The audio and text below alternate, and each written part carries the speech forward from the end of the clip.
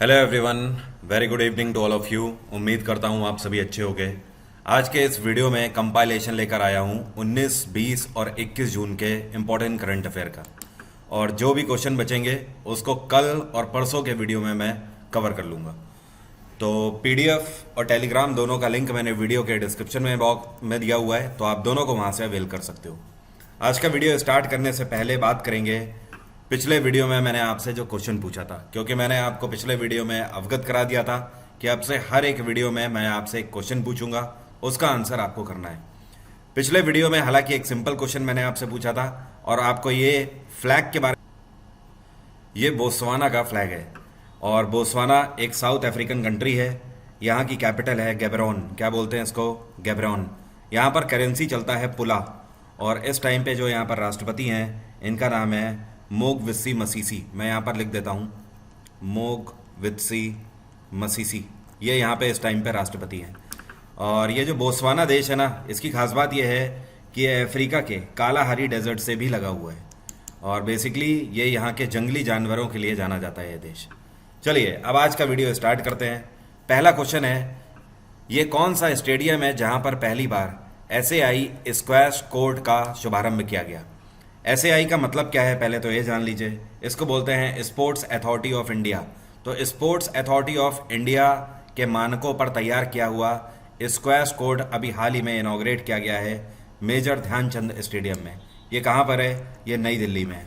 इसका शुभारंभ ज्वाइंटली किया गया है और इस टाइम पर स्पोर्ट्स मिनिस्टर अनुराग ठाकुर मौजूद थे और साथ में minister of external affairs doctor S Jaishankar, दोनों ने मिलकर इसका शुभारंभ किया है। इससे पहले इसका शिलान्यास किया गया था दिसंबर 2020 में। उस टाइम पर स्पोर्ट्स मिनिस्टर किरण रिजिजू थे। उस टाइम पर इसकी आधारशिला रखी गई थी। अब ये पूरे तरीके से बनके तैयार हो चुका है। अगला क्वेश्चन है, government of India has extended the upper age limit for Agnipath recruitment scheme from 21 year to how many year? कहने का मतलब यह है कि अग्निपथ योजना के अंतर्गत भारत सरकार ने 21 साल की जो आयु सीमा है उसको बढ़ाकर कितना कर दिया है? तो इसको बढ़ा दिया गया है 23 साल तक के लिए एक्सटेंड कर दिया है। आई होप आप लोगों को इसके बारे में पता लग ही गया होगा। और जिन लोगों को अग्निपथ योजना के बारे में नहीं पता है, मैंने इसके ऊपर एक वीडियो बना रखा है 3 दिन पहले ही। आप उस वीडियो को देख सकते हो, वीडियो लिस्ट में आपको मिल जाएगा। इसके लिए जो उम्र है ये 17.5 साल से स्टार्ट है। पहले 21 साल तक का प्रावधान था, अब इसको खत्म करके 23 साल तक का प्रावधान कर दिया गया है। नेक्स्ट क्वेश्चन है, who has been crowned as Mrs India World 2022-23? साल 2022 से 23 के सत्र के लिए मिसेस इंडिया वर्ल्ड खिताब से किसको नवाजा गया है? तो ये जो आपको बीच वाली पिक्चर में दिख रही हैं, ये हैं सरगम कौशल। तो इनको अभी हाल ही में सम्मानित किया गया है। इस इवेंट का आयोजन मुंबई में किया गया था। और अब जो 2022 का मिस वर्ल्ड टाइटल होगा, सॉरी मिसेस वर्ल्ड टाइटल होगा, उसमें यह भारत को रिप्रेजेंट करेंगी। तो सरगम कौशल नाम ध्यान रखिएगा। अगला क्वेश्चन है, in which city 14th BRICS summit will be held?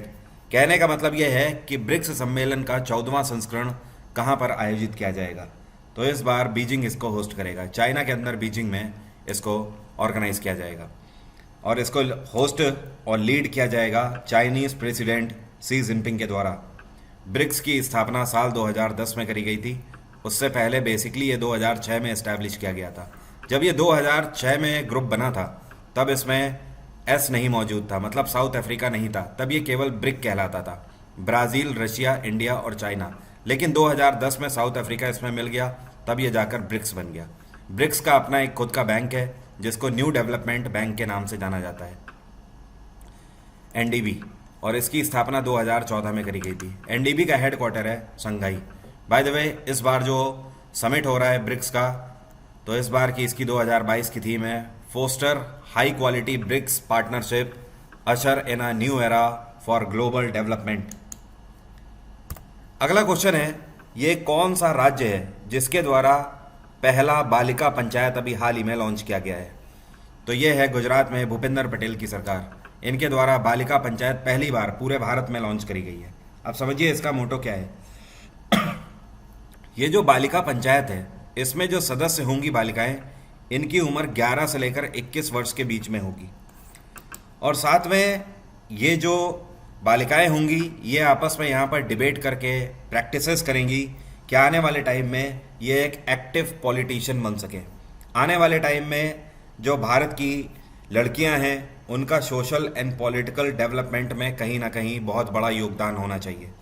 तो जिसको देखते हुए बालिका पंचायत का उद्घाटन किया गया गुजरात सरकार के द्वारा। अब यहाँ पर एक चीज़ और ध्यान रखना है, इसकी शुरुआत 4 विलेजेस से करी गई है। ये 4 विलेजेस कौन कौन से हैं? एक तो आपका है वादसार, वादसार पड़ता है कच्छ में।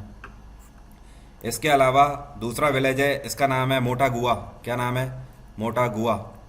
इसके बाद जो तीसरा विलेज है इसका नाम है कुनारिया, और जो चौथा यहाँ पर गांव है इसका नाम है मस्का। तो ये 4 गांव हैं जहां पर इनिशियल स्टेट में बालिका पंचायत का शुभारंभ किया गया है गुजरात सरकार के द्वारा। अगला क्वेश्चन है, अभी हाल ही में ऑटिस्टिक प्राइड डे कौन सा दिन मनाया गया? तो ये दिवस मनाया गया 18 जून को, और इस बार की इसकी 2022 की थीम रही inclusion of the work place, challenges and opportunities in a post pandemic world. और जो पिछले साल का था 2021 का, उसमें भी सेम थीम थी, तो इस बार थीम ये बदली नहीं है। ऑटिस्टिक का मतलब क्या होता है? एक तरीके से ये न्यूरो डिसऑर्डर होता है जिसमें व्यक्ति को सोशल होना थोड़ा सा मुश्किल लगता है। कहने का मतलब आपने कई बार सिम्टम्स देखे होंगे, कई लोगों को सोशल होना मुश्किल लगता है, चैलेंजिंग लगता है। वो सोशली 10 लोगों के बीच में खड़े होकर खुद को रिप्रेजेंट नहीं कर पाते हैं, बात नहीं कर पाते हैं, हेजिटेट होते हैं इन सारी चीज़ों से। तो दैट इज़ कॉल्ड ऑटिस्टिक। ये एक तरीके का न्यूरो डिसऑर्डर है। तो अल्टीमेटली ये दिवस इसलिए मनाया जाता है कि आप ऐसे लोगों को समझें, उनसे भेदभाव ना करें। अगला क्वेश्चन है, अभी हाल ही में पहली बार उन्मेष नाम का एक अंतर्राष्ट्रीय साहित्यिक उत्सव मनाया गया कौन से राज्य के अंदर? तो ये है हिमाचल प्रदेश में जयराम ठाकुर की सरकार। हिमाचल प्रदेश के अंदर उन्मेष नाम का एक साहित्यिक उत्सव अभी हाल ही में जोर शोर से मनाया गया। अब ये पहली बार ये फेस्टिवल क्यों मनाया गया समझ लीजिए, इसके बारे में आपको बताता हूँ। पहली चीज़ तो ये कि ये 3 दिन का फेस्टिवल बनाया गया। इसकी शुरुआत करी गई थी 16 जून से, तो 16, 17 और 18 जून तक ये फेस्टिवल चला। इसमें पूरे वर्ल्ड भर के 15 देशों से लोग शामिल हुए, जिसमें से कई सारे लोग राइटर्स थे, पोएट थे और फेमस पर्सनैलिटीज़ थी, ट्रांसलेटर्स थे। तो टोटल अगर बात करी जाए तो 425 लोगों ने यहाँ पर हिस्सा लिया 15 देशों से, और इसमें 60 भाषाओं में लोगों ने अपनी बात कही। ये इसकी खास बात थी। और इसका शुभारंभ कहाँ पर किया गया? हिमाचल प्रदेश के अंदर शिमला में किया गया। शिमला में एक कल्चरल कॉम्प्लेक्स है जिसको बोला जाता है गईती हेरिटेज कल्चरल कॉम्प्लेक्स, जहाँ पर इसका शुभारंभ किया गया। और इसका उद्घाटन minister of state culture Arjun Ram Meghwal के द्वारा किया गया। अगला क्वेश्चन है, ये कौन सा शहर है जहाँ पर जीएसटी काउंसिल की 47वीं मीटिंग ऑर्गेनाइज करी जाएगी? तो इस बार 47वीं मीटिंग ऑर्गेनाइज करी जा रही है जम्मू कश्मीर के श्रीनगर में। और ये कब से कब तक आयोजित करी जाएगी? तो ये 2 दिन की मीटिंग होगी, 28 और 29 जून को इसको आयोजित किया जाएगा। और इसको लीड करेंगी finance minister Nirmala Sitharaman. And by the way, GST की अगर बात करें तो भारत में जीएसटी को पहली बार 1 जुलाई 2017 में लॉन्च किया गया था। एक फैक्ट आपको और बता दूं, श्रीनगर में ये मीटिंग पहली बार नहीं बल्कि दूसरी बार होने जा रही है। लेकिन जब पहली बार श्रीनगर में मीटिंग हुई थी वो डेट थी 18 और 19 मई 2017। अब आप समझ लीजिए जीएसटी आया है 1 जुलाई 2017 को, उससे पहले ही यहाँ पर मीटिंग हुई थी। तो आप ये बोल सकते हो कि जीएसटी लॉन्च होने के बाद पहली बार श्रीनगर में मीटिंग हो रही है। कंप्लीटली देखा जाए तो दूसरी बार हो रही है। और जब ये पहली बार मीटिंग हुई थी तब इसका 14वां संस्करण था, 14th एडिशन था वहाँ पर, और इस बार 47वां संस्करण आयोजित किया जा रहा है। अगला क्वेश्चन है, अभी हाल ही में अमेरिकी राष्ट्रपति जे बिडेन के द्वारा अमेरिका के secretary of defence for acquisition के डेप्यूटी के रूप में किस इंडो अमेरिकन महिला को नॉमिनेट किया गया है? तो ये जो आपको पिक्चर में दिख रही हैं इनका नाम है राधा अयंगर प्लम। क्या नाम है? राधा अयंगर प्लम। तो एक्चुअली अमेरिका के अंदर जो डिफेंस मिनिस्ट्री के जो सेक्रेटरी हैं उनके डेप्यूटी के रूप में अब ये कार्य करेंगी। अभी तक इनकी पोस्ट जो डिफेंस सेक्रेटरी के डेप्यूटी हैं उनके चीफ ऑफ स्टाफ के रूप में थी, तो अब ये प्रमोट हो गई हैं एक पोस्ट और डेप्यूटी बन गई हैं सेक्रेटरी की। अल्टीमेटली आप देख रहे हो जब से जे बिडेन की सरकार आई है तब से इनके कैबिनेट में, इनकी मिनिस्ट्रीज में भारतीय महिलाओं को लगातार जगह दी जा रही है। तो कहीं ना कहीं ये इंटरनेशनल रिलेशंस के ऊपर है। अमेरिका जो है ये भारत से लगातार अच्छे संबंध चाहता है, क्योंकि हो भी ऐसा क्यों ना, क्योंकि दुनिया में भारत का बाजार सबसे बड़ा उभरता हुआ मार्केट है। अगला क्वेश्चन है, अभी हाल ही में cellular operations association of India के चेयरपर्सन के रूप में किसको अपॉइंट किया गया है? तो ये अपॉइंट किए गए हैं प्रमोद कुमार मित्तल। कौन है? प्रमोद कुमार मित्तल। और मित्तल साहब कौन है? प्रमोद कुमार मित्तल रिलायंस जियो इन्फोकॉम के प्रेसिडेंट हैं।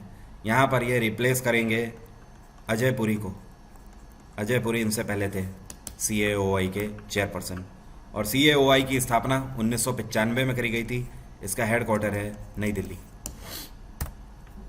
नेक्स्ट क्वेश्चन है, ये कौन सा देश है जो कि इस बार आसियान इंडिया डायलॉग के 30 साल मनाए जा रहे हैं, उसके SAIFMM को होस्ट कर रहा है? सबसे पहले तो समझ लीजिए आसियान का मतलब क्या है। ये एक ग्रुप है जिसको बोला जाता है association of south east Asian Nations. और यहाँ पर SAIFM क्या है? SAIFM का मतलब है special ASEAN India foreign ministers meeting. तो आसियान के जो कंट्रीज हैं और साथ में भारत, सभी देशों के फॉरेन मिनिस्टर्स की यहाँ पर मीटिंग आयोजित करी गई। ठीक है, 14 जून को ये मीटिंग आयोजित करी गई नई दिल्ली में। आप देख सकते हो क्लियरली, डॉक्टर S जयशंकर भी यहाँ पर मौजूद हैं। तो अल्टीमेटली ये कहाँ पर आयोजित किया गया? तो इस बार भारत में इसको आयोजित किया गया। आप देख सकते हो नई दिल्ली में। ठीक है, एंड अगर मैं कहूँ आसियान का हेडक्वार्टर क्या है, तो इसका हेडक्वार्टर है जकार्ता। इसकी स्थापना 1967 में करी गई थी। अगला क्वेश्चन है, ये कौन सा देश है जो कि पहली बार नाटो समिट में हिस्सा लेगा? तो नाटो समिट में पहली बार जापान हिस्सा लेने जा रहा है, और जापान के प्रधानमंत्री हैं इस टाइम पे फूमियो किशिदा। क्या नाम है? Fumio Kishida. ये इसको अटेंड करेंगे। सवाल ये उठता है कि नाटो समिट इस बार कहाँ हो रहा है? तो ये होगा स्पेन की कैपिटल मैड्रिड में। नाटो की स्थापना करी गई थी 1949 में, और इसका हेडक्वार्टर है बेल्जियम की कैपिटल ब्रसेल्स। और अगर मैं कहूँ कि नाटो के इस टाइम पे सेक्रेटरी जनरल कौन है, तो आपको ध्यान रखना है ये हैं जेन स्टोलनबर्ग। जेन स्टोलनबर्ग। और ये मीटिंग कहाँ पर होने जा रही है? सॉरी, मैड्रिड में हो रही है। तो बता दिया कौन सी डेट में होगी? तो ये होगी 28 से लेकर 30 जून तक। तो 3 दिवसीय ये कॉन्फ्रेंस होगी नाटो की। अगला क्वेश्चन है, अभी हाल ही में नेशनल योगा ओलंपियाड 2022 को इनॉग्रेट किया गया है किसके द्वारा? तो ये एजुकेशन मिनिस्टर धर्मेंद्र प्रधान के द्वारा इनॉग्रेट किया गया है। और इसका मेन मोटो ये है कि भारत में जो स्कूल जाने वाले स्टूडेंट्स हैं, जो 12th तक के स्टूडेंट्स हैं, उनको कहीं ना कहीं उनके बीच में योगा को प्रमोट करना, योगा के बेनिफिट्स बताना, और इस तरीके से और ये प्रमोट करना और कोशिश करना कि 12th तक के जो स्कूल गोइंग स्टूडेंट्स होते हैं वो अपनी डेली की दिनचर्या में योगा को ऑप्ट करें। और इस बार जो योगा डे है, इसकी थीम क्या है? इसकी थीम है yoga for humanity. Yoga for humanity. By the way, आज आपको अंतर्राष्ट्रीय योगा दिवस की बहुत बहुत शुभकामनाएं, क्योंकि आज 21 जून है। इस पर्टिकुलर इवेंट में, ओलंपियाड में, पूरे भारत भर के 600 से ज़्यादा स्टूडेंट्स ने हिस्सा लिया। अगला क्वेश्चन है, इकलौते ये भारतीय अंपायर कौन है जिनको ICC के 11 सदस्यीय एलीट पैनल ऑफ अंपायर में जगह मिली है? तो ये जो आपको पिक्चर में दिख रहे हैं, ये हैं नितिन मेनन। नितिन मेनन इकलौते ऐसे भारतीय क्रिकेट अंपायर हैं जिनको ICC के द्वारा बनाई गई 11 सदस्यों की एलीट पैनल अंपायर्स की कमेटी में जगह मिली है। और इसके अलावा आप यहाँ पे देख सकते हो वेस्ट इंडीज़ के भी एक अंपायर हैं, न्यूजीलैंड के भी एक हैं, श्रीलंका के एक हैं, साउथ अफ्रीका और पाकिस्तान के एक हैं। बाकी सभी कंट्रीज़ के एक से ज़्यादा हैं। ICC की स्थापना 1909 में करी गई थी। इसका हेडक्वार्टर है दुबई, और ICC के प्रेसिडेंट हैं ग्रेग ब्रैकली। क्या नाम है? ग्रेग ब्रैकली। अगर मैं आपसे कहूँ कि ये कौन से ऐसे भारतीय हैं जिनको ICC के एलीट पैनल ऑफ अंपायर में जगह मिली है, तो आपको ध्यान रखना होगा ये तीसरे भारतीय हैं, नितिन मेनन। पहले कौन है? तो पहले हैं S वेंकट राघवन, और दूसरे अंपायर हैं S रवि, और तीसरे अब हो गए हैं नितिन मेनन। अगला क्वेश्चन है, which country has launched it's third most advanced aircraft carrier जिसका नाम है फूजियान। फूजियान नाम का एडवांस एयरक्राफ्ट कैरियर कौन से देश के द्वारा लॉन्च किया गया है? तो ये चाइना का एयरक्राफ्ट कैरियर है। इसकी खास बात यह है कि पूरे तरीके से चाइना में निर्मित है, इनका डोमेस्टिक बिल्ट है ये। अब सवाल यह है कि अगर ये तीसरा इनका एडवांस एयरक्राफ्ट कैरियर है तो पहला कौन सा है? पहला जिसका नाम है लायुनिंग, यहाँ पर मैं लिख देता हूँ लायुनिंग, इसको 2012 में कमीशन किया गया था। दूसरा चाइना का एयरक्राफ्ट कैरियर है जिसका नाम है शैनडोंग, इसको इन्होंने 2019 में कमीशन किया था। और अब तीसरा बैक टू बैक आया है फूजियान, जिसको 2022 में इन्होंने कमीशन किया है। अगला क्वेश्चन है, ये कौन सी यूनिवर्सिटी है? अच्छा, एक चीज़ और, एयरक्राफ्ट कैरियर का आप मतलब तो समझते हो ना। इन कैरियर्स को इस तरीके से बनाया जाता है कि समुद्री सीमा के अंदर से ही जो लड़ाकू विमान है वो यहीं से टेक ऑफ भी कर सकें और इस पर लैंड भी कर सकें। इवन इतना ही नहीं, इमरजेंसी लैंडिंग भी सीधे सीधे 90 डिग्री पर इस पर कर सकते हैं। अगला क्वेश्चन है, ये कौन सी यूनिवर्सिटी है जो कि अग्निवीर्स को 3 साल की स्पेशल प्रोग्राम डिग्री ऑफर करेगी? तो ये है Indira Gandhi national open university नई दिल्ली। इग्नू के द्वारा फैसला लिया गया है कि जितने भी अग्निवीर वॉरियर्स होंगे जो कि अग्निपथ योजना के अंतर्गत डिफेंस ज्वाइन करेंगे, उनको 3 साल के स्पेशल प्रोग्राम के तहत रखा जाएगा। ये एक एजुकेशनल प्रोग्राम होगा और इसके तहत इग्नू की तरफ से इनको डिग्री दी जाएगी। तो इसके लिए बहुत जल्द इंडियन आर्मी, नेवी और एयरफोर्स इग्नू के साथ एक पैक्ट साइन करेंगे। इग्नू ध्यान रखिएगा, क्योंकि सेंट्रल ओपन यूनिवर्सिटी है तो इसके चांसलर हमेशा भारत के राष्ट्रपति होते हैं। नेक्स्ट क्वेश्चन है, अभी हाल ही में चेन्नई पोर्ट से एक लग्जरी टूरिज्म क्रूज शिप को रवाना किया गया, इसका नाम है इम्प्रेस। तो ये जो इम्प्रेस नाम का क्रूज है, इसको हरी झंडी किसके द्वारा दिखाई गई? तो तमिलनाडु के मुख्यमंत्री MK स्टालिन के द्वारा इसको रवाना किया गया। इस क्रूज की खास बात आपको बता दूं, इसमें नीचे से लेकर ऊपर तक अगर देखा जाए तो टोटल 11 स्टोरी हैं इसमें। इसके अलावा एक बार में 2000 पैसेंजर्स को यहाँ पर फैसिलिटी दी जा सकती है। साथ में 800 क्रू मेंबर्स को भी एकोमोडेट यहाँ पर किया जा सकता है। ये जो एम्प्रेस नाम का चेन्नई पोर्ट से निकला हुआ क्रूज़ है, ये आपको 2 जगह की यात्रा कराएगा। आप इससे पौंडीचेरी तक जा सकते हो और विशाखापत्तनम के पोर्ट्स तक जा सकते हो। तो क्योंकि ये लग्जरी टूरिज्म क्रूज शिप है तो इसके टिकट्स वगैरह भी काफ़ी ज़्यादा महंगे हैं। वेल, ये एक अच्छा ऑप्शन है कि आप भारत में पर्यटन को बढ़ावा दे रहे हैं वाटर बॉडीज़ में भी। अगला क्वेश्चन है, पहली बार ऐसा होने जा रहा है कि फीफा वर्ल्ड कप 2026 की जो अध्यक्षता है ये कितने देश एक साथ मिलकर करेंगे? तो फर्स्ट टाइम ऐसा होगा कि फीफा वर्ल्ड कप 2026 में इस वर्ल्ड कप इवेंट को 1-2 नहीं बल्कि 3 कंट्रीज एक साथ मिलकर होस्ट करने जा रहे हैं, अमेरिका, कनाडा और मैक्सिको। अमेरिका के अंदर इसको होस्ट किया जाएगा लॉस एंजल्स में, कुछ मैचेस होंगे। कनाडा के अंदर किया जाएगा टोरंटो में, कुछ मैचेस आयोजित किए जाएंगे। और मैक्सिको के अंदर मैक्सिको सिटी इसका वेन्यू होगा। इसके अलावा अगर बात करी जाए तो इससे पहले भी एक बार ऐसा हो चुका है जब फीफा को 2 देशों के द्वारा होस्ट किया गया था।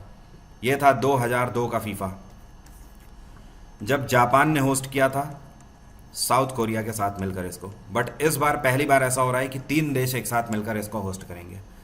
अच्छा, अगर मैं आपसे कहूँ 2022 का फीफा वर्ल्ड कप कौन सा देश होस्ट कर रहा है, तो इस साल फीफा वर्ल्ड कप होगा और उसको कतर होस्ट करेगा। और क्योंकि कतर में गर्मी होती है, वैसे फीफा वर्ल्ड कप जून-जुलाई के महीने में होता है। इस टाइम तक फीफा वर्ल्ड कप स्टार्ट हो जाना चाहिए था, लेकिन क्योंकि कतर में 24 महीने जो तापमान होता है वो करीब 40 से 50 के बीच में रहता है, इस वजह से इस साल फैसला लिया गया है कि यह नवंबर से स्टार्ट होगा और दिसंबर तक चलेगा। फीफा की बात करें तो इसकी स्थापना 1904 में करी गई थी पेरिस में, लेकिन इसका हेड क्वार्टर है आज की डेट में ज्यूरिक, जो कि स्विट्जरलैंड में पड़ता है। फीफा के प्रेसिडेंट हैं गिनी इन्फेंटिनो। क्या नाम है? गिनी इन्फेंटिनो। अगला क्वेश्चन है, वर्ल्ड रिफ्यूजी डे कौन से दिन मनाया गया? तो इसको हिंदी में बोलते हैं शरणार्थी दिवस।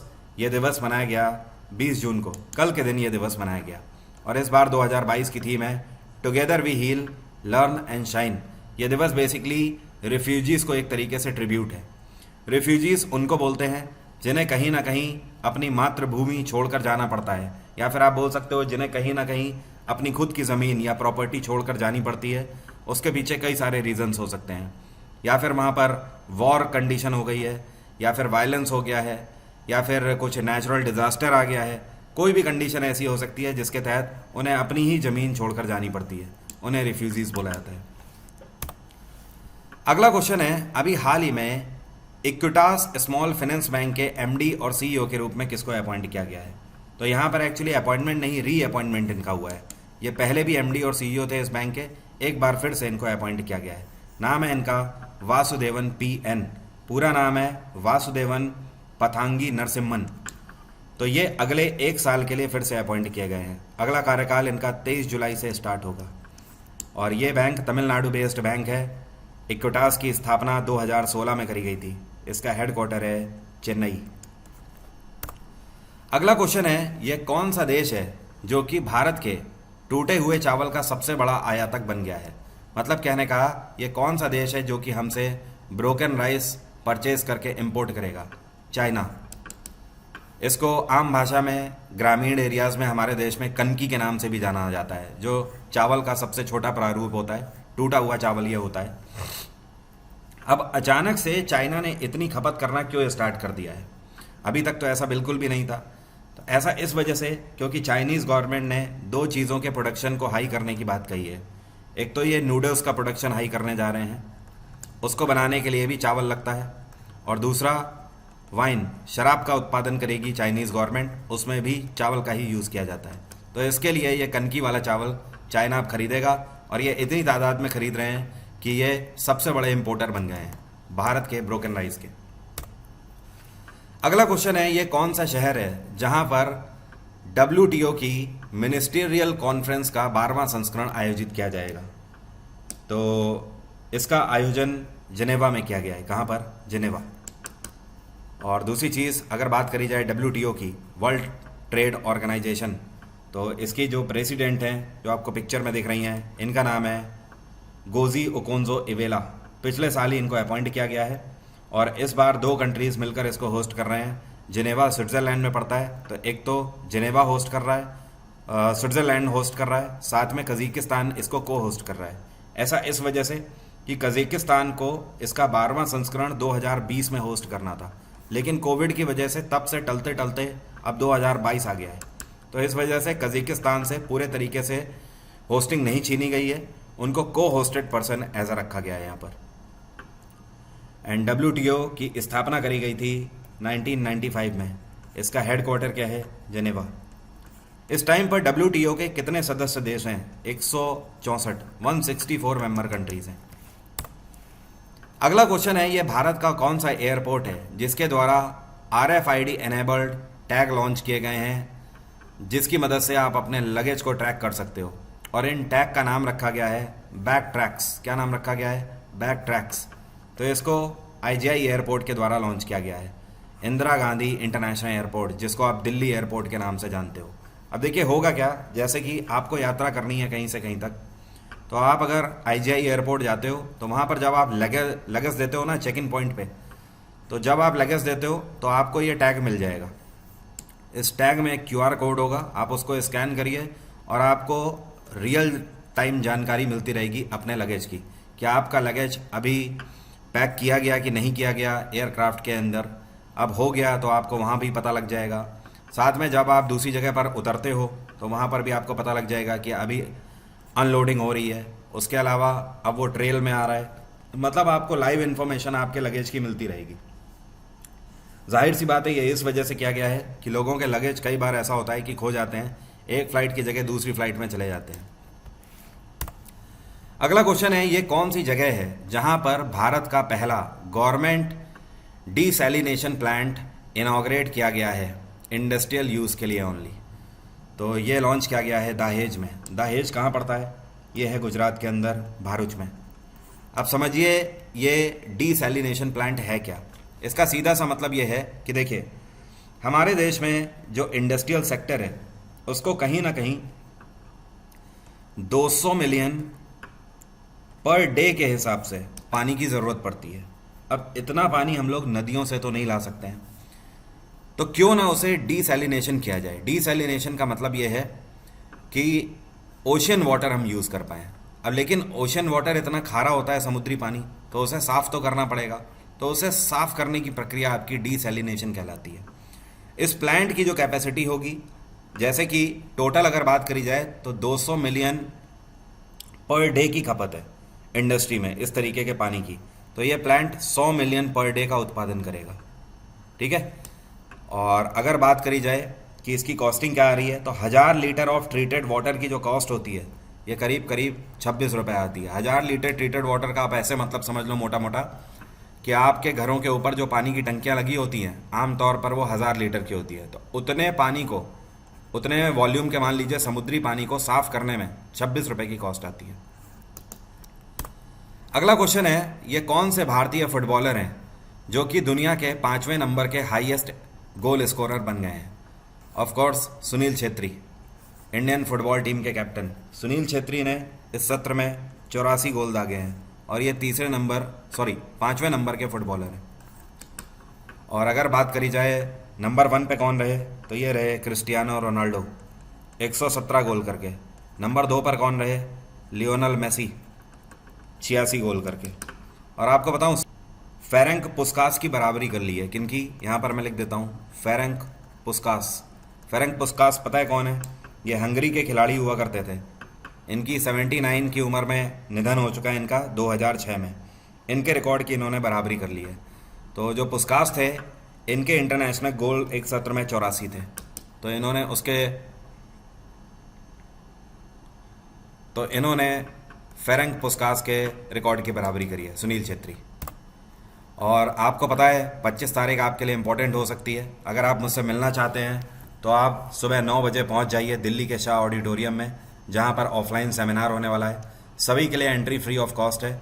आप शाह ऑडिटोरियम आइए, यहाँ पर अनअकैडमी टॉप एडुकेटर से आपकी बात होगी। मैं भी यहाँ पर आपको मिलूँगा।